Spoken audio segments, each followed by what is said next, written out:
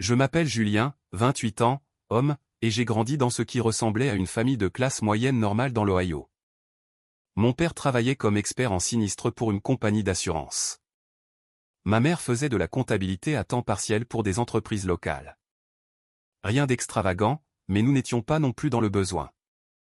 Du moins, c'est ce que je croyais. Ma petite sœur, Chloé, 26 ans, femme, est née quand j'avais 2 ans. À partir de ce moment, la dynamique familiale a changé d'une manière que je n'ai comprise que bien plus tard. Tout tournait autour d'elle. Chaque décision, chaque achat, chaque projet familial tournait autour de ce que Chloé voulait ou dont elle avait besoin. Quand j'avais 8 ans et que j'ai demandé un nouveau vélo parce que le mien était trop petit, papa a dit que nous ne pouvions pas nous le permettre. 2 semaines plus tard, Chloé a eu un tout nouveau ensemble de chambres sur le thème des princesses. Ça coûtait environ 800 $, mais un vélo à 60 $ était trop cher. Le schéma s'est poursuivi pendant l'enfance. Je portais des vêtements de seconde main tandis que Chloé avait de nouveaux vêtements à chaque saison. Je partageais une petite chambre avec des boîtes de rangement alors qu'elle avait la chambre principale. Les anniversaires étaient le pire. Le mien signifiait une carte avec 20 $.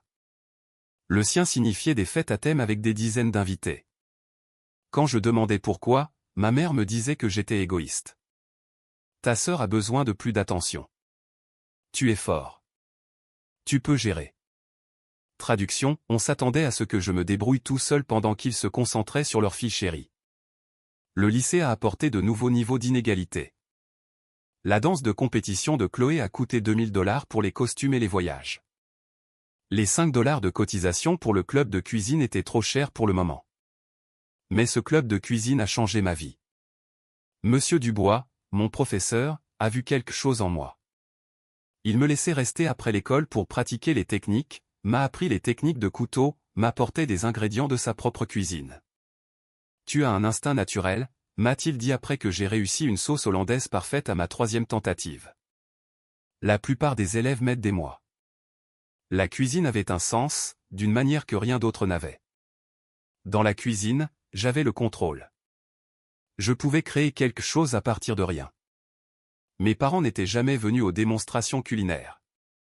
Quand j'ai remporté la 2e place à un concours de cuisine régionale, ma mère a jeté un coup d'œil au trophée et m'a demandé si j'avais nettoyé ma chambre. Mais quand Chloé est arrivée 4e à un concours de danse local, c'était dîner de célébration, parents invités, publications sur les réseaux sociaux pendant des semaines. En terminale, les candidatures universitaires ont commencé. L'Institut culinaire avait un programme incroyable à 3 heures de route. Les frais de scolarité étaient d'environ 30 000 $ par an. Je travaillais dans un dîner local depuis 16 ans. J'avais économisé environ 8 000 $. J'ai demandé à mes parents de m'aider pour les frais de scolarité ou de se porter garant seul. Papa a ri. Nous ne dépenserons pas ce genre d'argent pour que tu apprennes à faire griller des hamburgers, a-t-il dit. Trouve un vrai travail.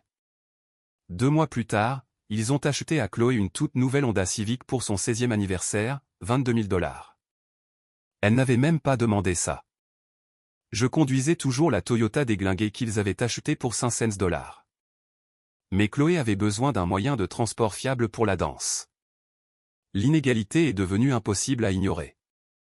Durant ma seule année de première, ils ont dépensé plus de 15 000 $ pour Chloé, environ 300 $ pour moi, seulement parce que mes chaussures de travail étaient abîmées. Quand j'ai montré à ma mère les chiffres, elle s'est fâchée. Comment oses-tu suivre nos dépenses comme si nous étions des criminels? Nous te donnons un toit et à manger. Ta sœur a des besoins spéciaux. Des besoins spéciaux? Chloé était parfaitement en bonne santé. Elle voulait juste tout et elle l'obtenait. Le point de rupture final est arrivé 3 semaines après que j'ai eu 18 ans. J'avais été accepté à l'Institut culinaire avec une bourse partielle couvrant 40% des 30 000 $ pour la première année. J'avais demandé chaque bourse et chaque prêt, travaillé des quarts supplémentaires, vendu tout ce que je pouvais. J'ai demandé à mes parents un prêt une dernière fois. Pas un cadeau, un prêt. J'avais un calendrier de paiement prêt. Papa n'y a même pas jeté un œil, il a juste dit non. Nous n'avons pas ce genre d'argent, a ajouté ma mère. Le lendemain, Chloé a annoncé qu'elle voulait un stage intensif de danse d'été à New York. 8 semaines de formation, coûtant 12 000 $.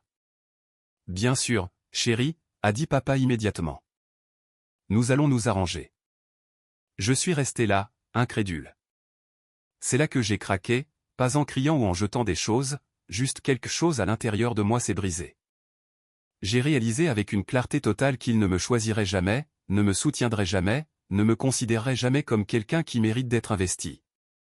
Je ne comprends pas, ai-je dit doucement. Comment pouvez-vous avoir 12 000 $ pour Chloé mais pas 7 000 $ pour mon éducation? Maman a soupiré. Le programme de Chloé est une opportunité incroyable. Ton école de cuisine, ce n'est que de la cuisine. C'est l'un des meilleurs instituts culinaires du pays. C'est une perte d'argent. Papa m'a coupé. Tu finiras dans une cuisine pour un salaire minimum. Au moins, la formation de Chloé pourrait mener quelque part. Il croyait que ma passion ne valait rien comparé à ce que Chloé voulait. Le lendemain matin, mes affaires étaient dans des sacs poubelles devant la porte d'entrée. Maman se tenait les bras croisés. Nous avons décidé qu'il était temps pour toi de partir. Tu as 18 ans, tu es un adulte. Nous avons besoin d'espace, et nous ne pouvons pas nous permettre de continuer à te nourrir pendant que nous économisons pour le programme de Chloé. Vous ne pouvez pas vous permettre de me nourrir? Ils avaient 12 000 $ pour le camp de danse, mais pas de quoi nourrir leur fils.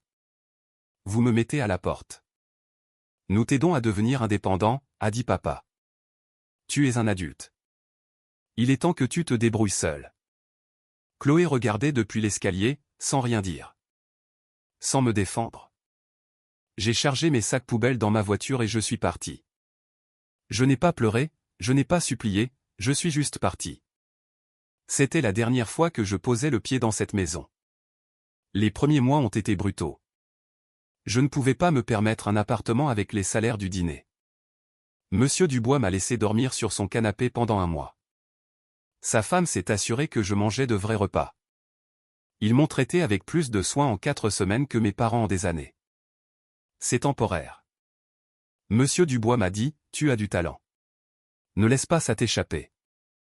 J'ai reporté mon acceptation à l'école culinaire d'1 an et j'ai pris un deuxième emploi comme plongeur au Méridien, un restaurant plus haut de gamme. Entre les 2 emplois, je travaillais 90 heures par semaine. Le chef exécutif, chef Antoine, était un Français intimidant qui dirigeait sa cuisine comme une opération militaire. Après 1 mois, il m'a pris à part. Tu gaspilles ton talent à faire la plonge. Demain, tu commences à la préparation. Je suis devenu cuisinier de préparation, désossant des poulets, coupant des légumes en dés, faisant des bouillons. Du travail de forçat, mais j'apprenais. Chef Antoine était dur, mais juste. Tu as de bons instincts, mais les instincts ne signifient rien sans discipline. Après 6 mois, j'ai loué une chambre dans une maison avec 3 autres gars. Rien d'extraordinaire, mais c'était à moi. Pendant ce temps, le stage d'été de Chloé a eu lieu. Mes parents publiaient constamment des mises à jour sur son incroyable expérience. Pas une seule mention de leur fils travaillant 2 emplois pour survivre. Je me suis désabonné de tous. Je devais me concentrer sur mon propre avenir. Au moment où je me suis inscrit à l'Institut culinaire, j'avais économisé assez pour couvrir la majeure partie de la première année. J'ai contracté un minimum de prêts pour le reste. L'Institut était intense, mais incroyable. Technique française classique, gastronomie moléculaire, accords mets et vins, gestion de restaurant. Mes professeurs ont reconnu mon éthique de travail. Pendant que d'autres se plaignaient, je prospérais. Je travaillais déjà en cuisine depuis plus d'1 an. Deuxième année, j'ai décroché un stage dans un restaurant étoilé au guide Michelin. Chef Linda Leclerc était connue pour sa cuisine américaine innovante. Elle me poussait plus fort que quiconque, mais elle croyait en moi. Quand j'ai suggéré une modification à son plat, elle m'a demandé de le préparer et l'a ajouté au menu. Tu as quelque chose.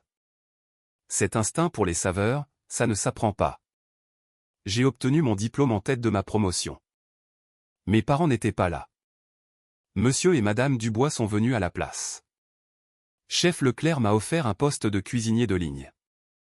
La plupart des diplômés auraient tué pour cette opportunité. Les 4 années suivantes ont été un cours de maître dans la haute cuisine. J'ai travaillé à tous les postes, appris son fonctionnement, comment elle développait les plats. Quand elle a ouvert un deuxième établissement, elle m'a choisi pour diriger la cuisine. À 24 ans, je suis devenu chef exécutif d'un restaurant qui a obtenu sa propre étoile Michelin en un an. La reconnaissance était surréaliste. Les critiques mentionnaient mon nom. Les publications de l'industrie faisaient des reportages. À 26 ans, je suis parti pour ouvrir mon propre lieu. Trouver des investisseurs a été difficile, mais avoir une étoile Michelin et la recommandation du chef Leclerc a ouvert des portes. J'ai présenté mon concept. Cuisine réconfortante élevée avec des ingrédients de saison et d'origine locale. Brasier a ouvert dans un entrepôt rénové du centre-ville. Briques apparentes, cuisine ouverte, 60 couverts, petits menus changeant chaque semaine en fonction des ingrédients de pointe. Les 6 premiers mois ont été brutaux. Longues heures, stress constant, problème d'argent. Mais le bouche à oreille s'est répandu. Les blogueurs sont venus. Les critiques ont remarqué. Les réservations se remplissaient des semaines à l'avance. Deuxième année, nous avons obtenu notre première étoile Michelin. J'avais 27 ans, chef exécutif et propriétaire d'un restaurant étoilé au guide Michelin. Le gamin mis à la porte à 18 ans avait construit quelque chose d'extraordinaire. Mon équipe est devenue comme une famille. La sous-chef, Sophie, était avec moi depuis l'ouverture. Elle comprenait ma vision et assurait le bon déroulement des choses. Tu as construit quelque chose de réel ici. Pas seulement la nourriture, mais la culture. La vie était bonne. Restaurant réussi, excellente équipe, respect de l'industrie, sécurité financière. Tout ce que j'avais construit était à moi. Puis ma famille est arrivée. Cela a commencé par une demande de réservation. Le nom ne m'a pas marqué au début, mais en examinant la liste du samedi, quelque chose m'a fait regarder de plus près. Groupe de 4 sous le nom de la famille Martin. Même nom de famille, indicatif de la région d'origine. Note du client, au plaisir de déguster cette nourriture incroyable. Chloé, il m'avait trouvé. Après 10 ans de silence, Sophie a remarqué mon expression. Tout va bien? J'ai laissé la réservation active, mais j'ai noté, ne rien offrir en gratuité. Service standard uniquement. Samedi est arrivé et j'étais plus nerveux que je ne l'avais été depuis des années. C'était mon restaurant, ma cuisine, mes règles. Ils sont arrivés à l'heure. J'ai regardé depuis le passe-plat de la cuisine tandis que l'hôtesse les installait. Maman avait l'air plus vieille. Papa avait pris du poids. Chloé était trop apprêtée. Un gars était avec elle. Il semblait impressionné mais essayait de ne pas le montrer. Maman lisait le menu avec les sourcils levés. Probablement à cause des prix. Le menu dégustation était de 150 € par personne. Les plats à la carte de 35 à 75 €. Pas scandaleux pour un restaurant étoilé au guide Michelin, mais certainement pas bon marché. Sophie est venue à mes côtés. Ce sont eux. Oui. Le serveur, Jean, est revenu. La table 12 demande si le chef fait des visites de table. Ils ont demandé à vous parler. Bien sûr qu'ils l'ont fait. Dites-leur que je suis occupé pendant le service, mais que j'essaierai de passer si j'ai le temps. Ils ont commandé le menu dégustation. Tous les 4. 600 € avant boisson et taxes. Je les ai traités comme n'importe quels autres clients. Même nourriture, même service, même expérience. Mon équipe a exécuté chaque plat à la perfection. La progression mettait en valeur la technique et les ingrédients de saison. Jean est revenu après chaque plat. Il semblait apprécier la nourriture, bien que maman ait continué à poser des questions sur la préparation et que papa ait commenté la taille des portions. Chloé prenait des photos de tout pour les réseaux sociaux. Bien sûr, après le plat principal, Jean est revenu l'air gêné. Il demande à nouveau si vous pouvez venir à table. Votre sœur a dit de vous dire que c'est une affaire de famille importante. Une affaire de famille. Pendant le service du samedi, Sophie m'a touché le bras. Tu n'es pas obligé d'y aller. J'irai, mais juste pour 1 minute. J'ai enlevé ma veste de chef, je me suis lavé les mains et je me suis dirigé vers la table 12. En m'approchant, j'ai pu les voir tous se redresser, arborant des sourires. Julien. Maman s'est levée comme si elle allait me faire un câlin. J'ai fait un petit pas en arrière, et elle s'est arrêtée, l'air blessé. Bonsoir. J'ai entendu dire que vous vouliez parler au chef. Le ton formel les a visiblement décontenancés. Papa a récupéré le premier, tendant la main pour une poignée de main. Je ne l'ai pas prise. J'ai juste gardé les mains jointes derrière mon dos, maintenant une distance professionnelle. Mon garçon, ça fait si plaisir de te voir. La nourriture a été incroyable. Nous n'avions aucune idée que tu aurais accompli tant de choses. Merci. Nous travaillons dur pour maintenir nos standards. Chloé est intervenue. Tout enthousiasme forcé. Cet endroit est incroyable. J'ai publié à ce sujet et mes abonnés sont tellement impressionnés. Nous devions absolument venir essayer dès que nous avons découvert que c'était ton restaurant. Comment avez-vous découvert? J'ai demandé, sincèrement curieux de ce qui avait provoqué cette visite après une décennie de silence. Il y avait un article dans le magazine régional. Ils ont fait un reportage sur les chefs locaux et il y avait ta photo. Nous t'avons reconnu immédiatement. Donc, ils avaient vu mon succès dans un magazine et avaient décidé de se montrer. Pas parce qu'ils avaient suivi ma carrière ou étaient sincèrement fiers, mais parce que l'attention des médias me rendait suffisamment pertinent pour être reconnu. L'article de magazine était très élogieux. Maman a vite ajouté, je disais à tout le monde que nous savions toujours que tu avais du potentiel. Je disais tout le temps aux gens de tes talents en cuisine. L'audace était stupéfiante. Ils avaient littéralement qualifié mon choix de carrière de perte d'argent. M'avaient mis à la porte. Mais maintenant, ils savaient toujours que j'avais du potentiel et ils se vantaient de moi auprès de leurs amis. Nous espérions pouvoir parler. Papa a dit, peut-être après ton service, nous avons des choses à discuter. Des affaires de famille. Je crains d'avoir une soirée complète, plusieurs services, et la préparation pour le service de demain. Vous pouvez sûrement nous accorder une heure pour votre famille, dit maman, cette pointe revenant dans sa voix. Le même ton qu'elle utilisait quand j'étais enfant et que je ne coopérais pas avec ce qu'ils voulaient. Je traite tous mes clients de manière égale, ai-je répondu. Et en ce moment, j'ai d'autres tables qui ont besoin d'attention. S'il vous plaît, profitez de votre dessert. Je demanderai à Jean de vous l'apporter bientôt. J'ai commencé à m'éloigner, mais Chloé a lancé, attends, pouvons-nous au moins prendre une photo pour mes réseaux sociaux? Je me suis retourné. Je crains de ne pas faire ça pendant le service. Si vous le souhaitez, vous pouvez prendre des photos du restaurant lui-même, mais je ne pose pas pour des photos avec les clients. Politique de l'entreprise. Ce n'était pas vraiment la politique de l'entreprise. J'avais fait des séances de photos avec des clients auparavant lorsqu'ils célébraient des occasions spéciales ou étaient des passionnés de cuisine que je respectais, mais pour eux, pas question. De retour en cuisine, Sophie m'a lancé un regard interrogateur. Ils veulent parler d'affaires de famille, ai-je dit, remettant mon manteau. Je leur ai dit que j'étais occupé.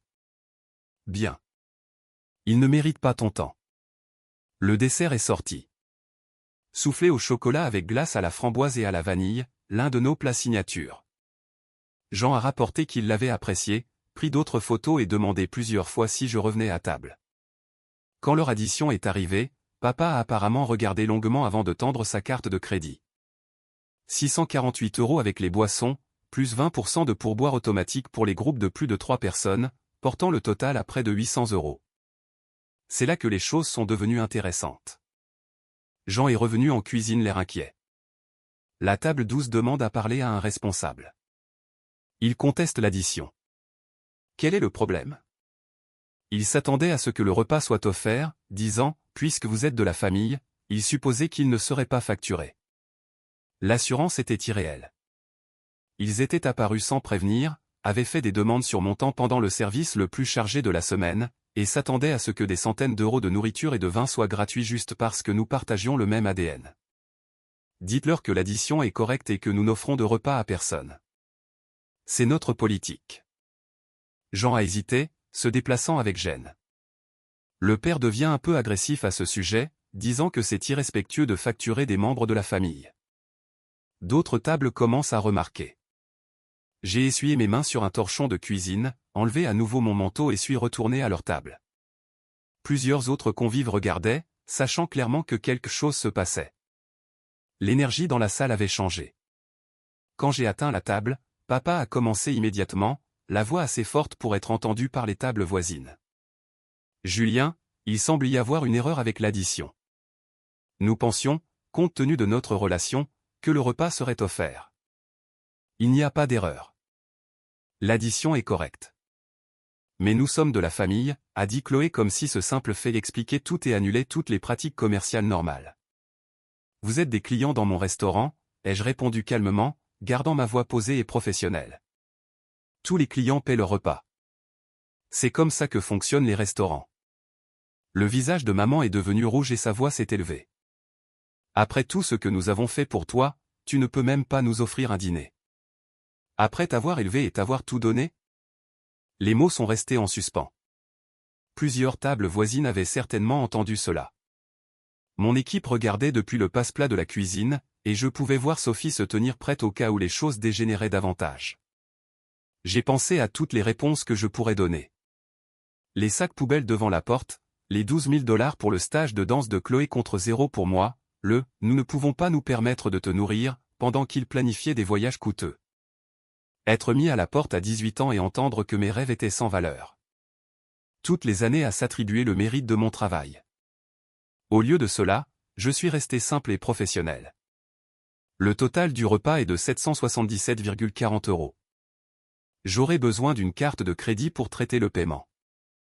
C'est ridicule, a dit papa, la voix montant. Nous sommes venus ici pour renouer, pour soutenir ton entreprise, et tu nous traites comme des étrangers. Vous êtes des étrangers. Vous êtes des étrangers depuis presque 10 ans, et ceci est une entreprise, pas une œuvre de charité pour des personnes qui ont mon nom de famille par hasard. J'ai fait signe à Jean, qui a apporté le terminal de paiement. Les autres convives ne faisaient même plus semblant de ne pas regarder. Papa a jeté sa carte de crédit avec force. Très bien, mais ne vous attendez pas à ce que nous revenions. Je ne le fais pas, ai-je dit simplement, pendant que Jean traitait le paiement, le silence à leur table était lourd. Maman avait l'air de vouloir dire quelque chose, mais ne trouvait pas les mots. Chloé fixait son téléphone, paniquant probablement à l'idée de ce qu'elle allait publier sur ce dîner maintenant. Le petit ami avait l'air profondément mal à l'aise, comme s'il préférait être n'importe où ailleurs. Le paiement a été effectué. Jean a rapporté le reçu pour la signature. Papa a griffonné son nom avec une colère évidente. Il n'a ajouté aucun pourboire supplémentaire au-delà de la gratuité automatique et s'est levé. Allons-y, a-t-il dit aux autres. Ils ont rassemblé leurs affaires. Alors qu'il se levait pour partir, maman m'a regardé avec des larmes aux yeux. La performance était impressionnante. Je lui accorde cela. Nous étions si fiers quand nous avons vu cet article. Nous voulions voir ce que tu avais construit. Nous voulions faire partie de ton succès. Vous vouliez faire partie de mon succès maintenant qu'il existe. Où étiez-vous quand je faisais la plonge pour survivre? Quand je vivais sur le canapé de quelqu'un? Quand j'ai obtenu mon diplôme en tête de promotion, j'ai gardé ma voix posée. Professionnel. Vous avez fait votre choix il y a 10 ans. Je respecte simplement cette décision. Chloé a finalement trouvé sa voie. Tu es vraiment injuste. Nous sommes venus ici pour nous réconcilier et tu gardes rancune. Je gère une entreprise. Si vous voulez vous réconcilier, c'est quelque chose que nous pourrons discuter en dehors de mon restaurant, en dehors de mes heures de travail, après que vous ayez eu le temps de réfléchir à ce pourquoi vous vous excuseriez réellement. Mais venir sans prévenir et s'attendre à de la nourriture gratuite n'est pas une réconciliation. C'est le même comportement d'assurance que vous avez toujours eu. Ils sont partis sans un mot de plus. Je les ai regardés sortir, leur départ observé par des dizaines de convives qui avaient été témoins d'au moins une partie de la confrontation. Une fois qu'ils sont partis, le restaurant a été silencieux pendant environ 5 secondes. Puis quelqu'un a commencé à applaudir. Puis une autre table s'est jointe. En quelques instants, toute la salle applaudissait.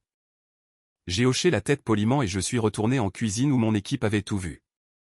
C'était incroyable, a dit Sophie. Complètement professionnel, mais absolument sauvage. Le reste du service s'est déroulé sans heurts, bien que je puisse dire que la nouvelle se répandait.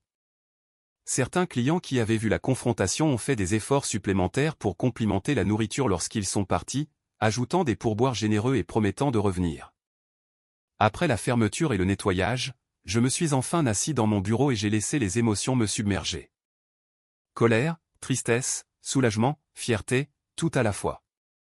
J'avais tenu bon. J'avais protégé mon espace. J'avais refusé de les laisser rentrer juste parce que c'était pratique pour eux. Sophie a frappé au cadre de la porte. Tu vas bien? Oui, mieux que bien, en fait. Ils essaieront probablement de te contacter à nouveau. Elle avait raison. En 1 heure, mon téléphone, que j'avais mis en silencieux pendant le service, affichait 17 appels manqués, 32 SMS et plusieurs messages vocaux. Je n'en ai vérifié aucun. Pas cette nuit-là. Lundi matin, la situation avait dégénéré d'une manière que je n'avais pas anticipée. Chloé avait publié une histoire sur la visite au restaurant sur ses réseaux sociaux, mais sa version des événements était de la fiction créative. Selon son histoire, elle et nos parents étaient venus soutenir mon entreprise pour être publiquement humiliés et surchargés pour de la nourriture médiocre. Elle prétendait que je les avais embarrassés devant des dizaines de personnes et que le repas ne valait pas le prix. Elle avait des milliers d'abonnés et la publication attirait l'attention. Les gens commentaient en leur faveur, disant que j'étais une personne terrible, que la famille devait se soutenir, que mes prix étaient la preuve de l'avidité. Elle avait soigneusement modifié l'histoire pour qu'ils aient l'air de victimes, et moi, un imbécile vindicatif avec un problème d'ego. Ce qu'elle ne savait pas, c'est que 3 des convives de samedi soir étaient des blogueurs culinaires avec leurs propres abonnements significatifs. Dimanche soir, ils avaient tous publié sur avoir été témoins de la confrontation avec une perspective très différente de celle de Chloé. Une blogueuse, Jeanne, a écrit « J'ai été témoin de quelque chose d'incroyable à Brasier hier soir. Une famille s'est présentée s'attendant à un repas gratuit dans ce restaurant étoilé au guide Michelin. Le chef propriétaire a géré le comportement suffisant avec grâce et professionnalisme. La nourriture était exceptionnelle.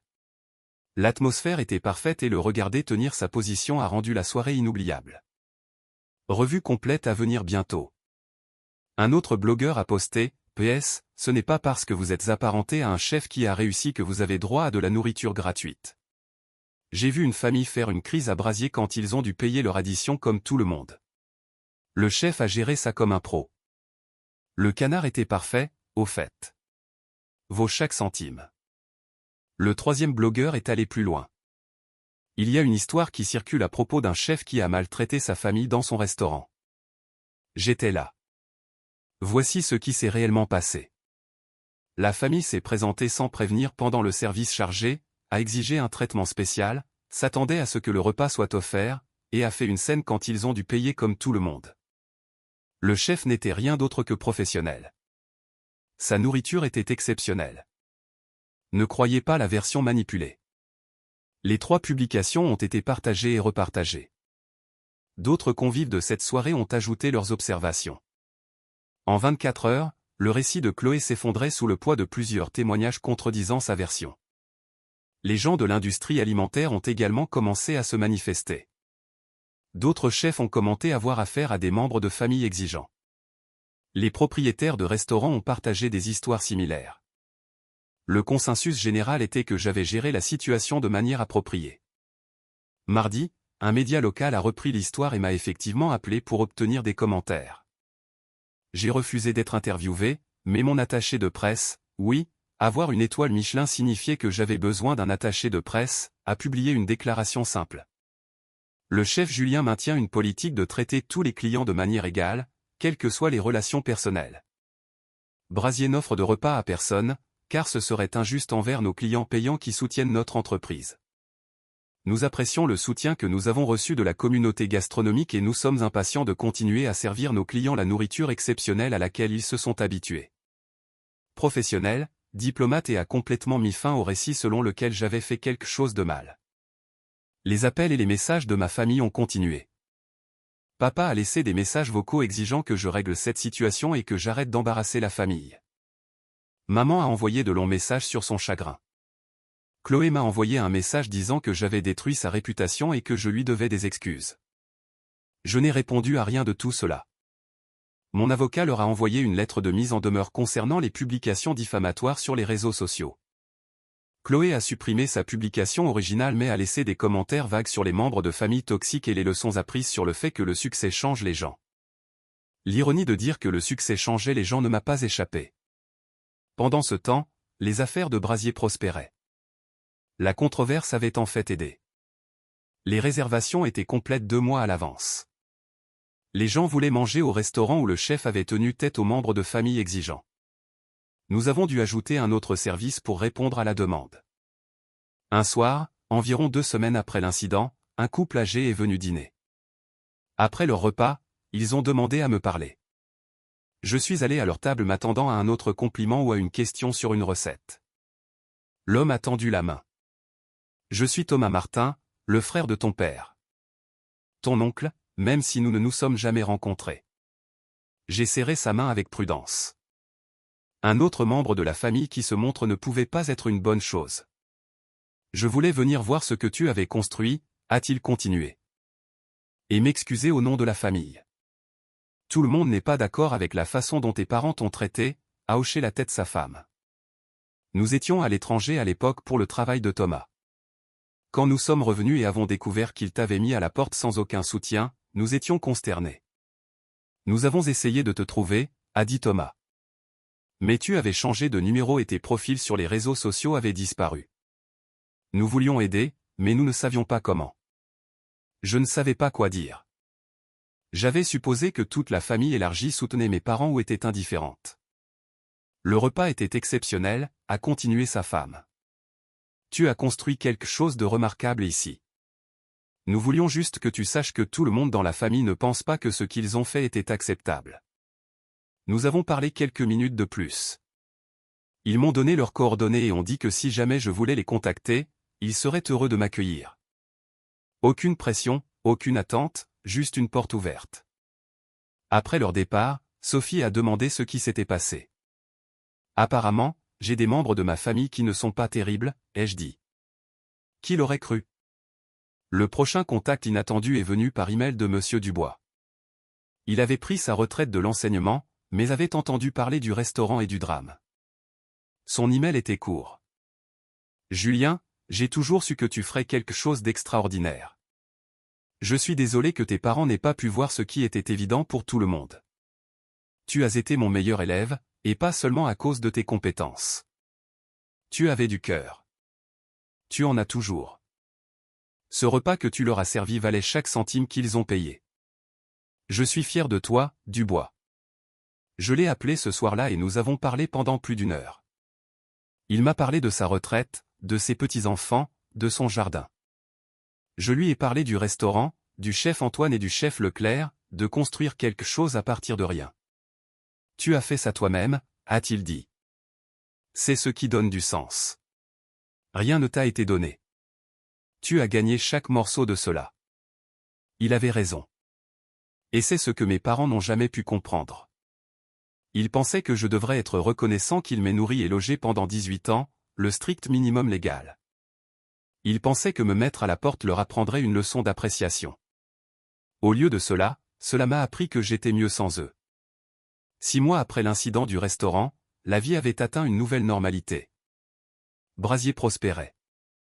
Nous avions élargi notre carte des vins, ajouté une expérience de table du chef, et embauché 2 cuisiniers de ligne supplémentaires pour gérer le volume. J'avais commencé le processus d'ouverture d'un 2e établissement. Rien d'énorme, juste un endroit plus décontracté servant une cuisine réconfortante élevée à des prix abordables. La planification était épuisante, mais excitante. Ma vie personnelle allait bien aussi.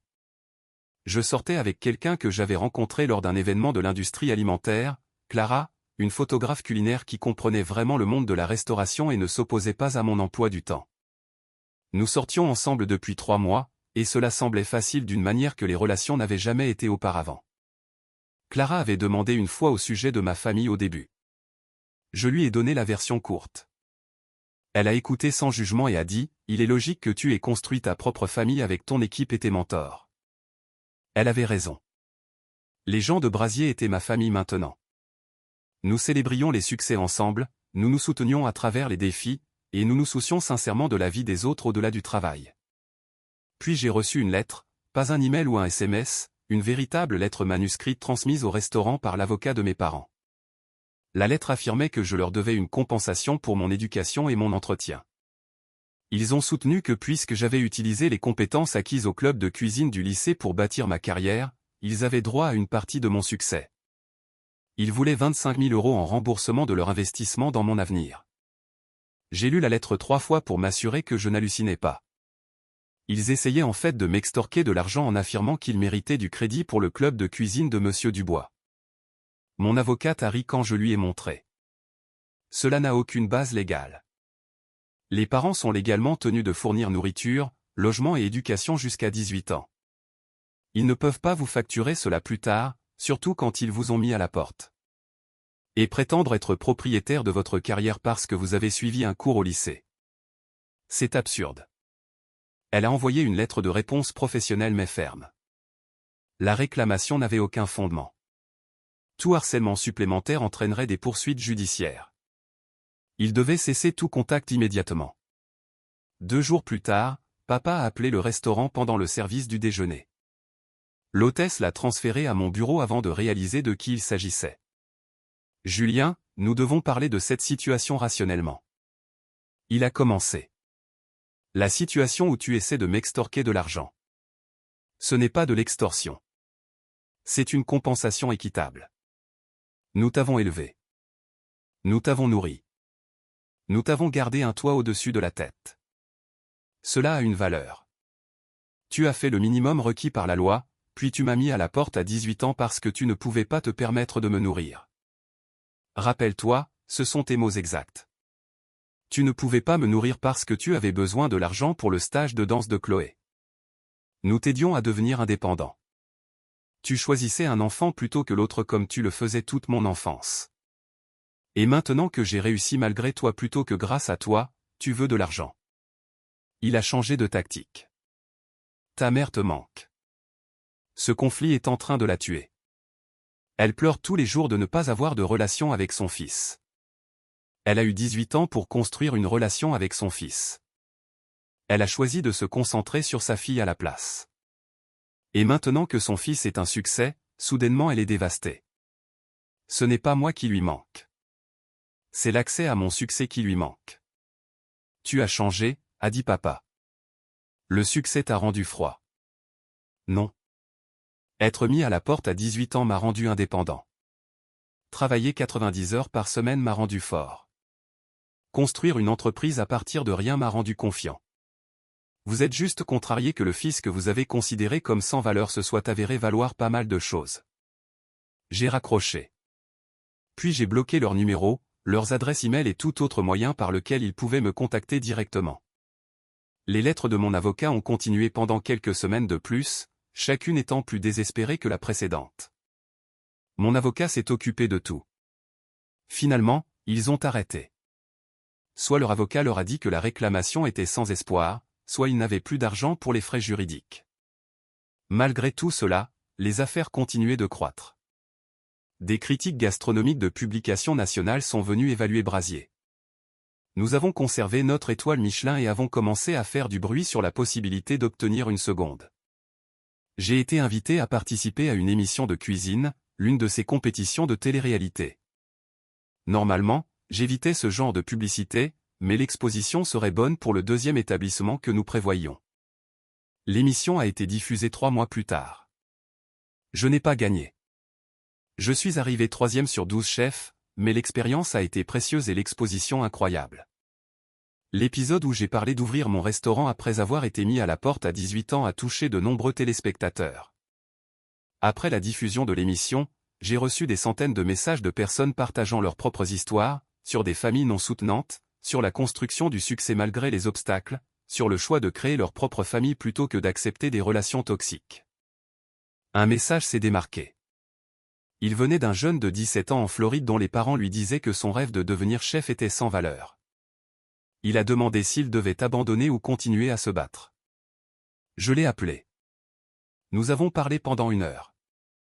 Je lui ai parlé de Monsieur Dubois, du chef Antoine, de trouver des personnes qui croyaient en lui-même quand sa famille ne le faisait pas. Je lui ai dit que l'incapacité de ses parents à voir son potentiel n'en disait rien sur ses réelles capacités. « Tu es doué ?» lui ai-je demandé. « Je crois que oui. Mon professeur de cuisine maison dit que j'ai un vrai talent. » Alors trouve ce professeur et demande de l'aide. Demande du mentorat. Demande conseil. Les bonnes personnes se manifesteront si tu es prêt à travailler dur et à rester humble. 3 mois plus tard, il m'a envoyé une vidéo de lui cuisinant dans ce qui ressemblait à une cuisine professionnelle. Il avait trouvé un emploi après l'école dans un restaurant local. Le chef là-bas avait vu son potentiel et le formait. Merci d'avoir cru en moi quand mes propres parents ne le faisaient pas. Son message disait, tu as changé ma vie.